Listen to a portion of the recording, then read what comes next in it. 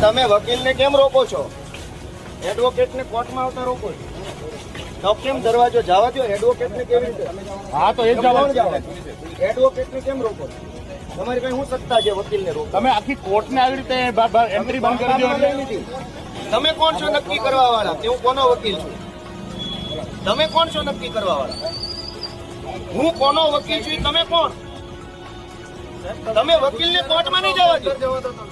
તમે અમને ગુચાવશો ને અમને અંદર જવા દો. એક એટલે વકીલને અદાલતમાં જતા કોણ રોકશે ભાઈ? એટલે તમે નક્કી કરશો કયો વકીલ અદાલતમાં જશે? અરે પણ ઈ છે હોય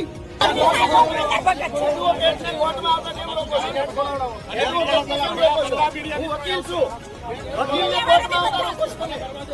વકીલ કોર્ટમાં નહીં જાય. અરે હું વકીલ છું. એડવોકેટને કોર્ટમાં આવતા કેમ રોકો છો તમે? વકીલ કોણ છે કોણ નક્કી કરશે? કોણ નક્કી કરશે? ભાઈ ચાલો મીડિયા મિત્રો અદાલતની અંદર આવતા વકીલને અદાલતમાં જતા રોકો છો. લઈ લીધું લાગે સરકારે. એવો કયો કાયદો છે કે અદાલતમાં જવા માટે વકીલે પરમિશન લેવાની?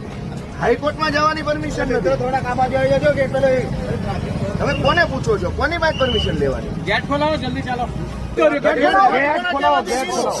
ગઢવી સાહેબ સાંભળો, કોર્ટમાં કોઈને પૂછી ખોટી વાત કરો. ફોન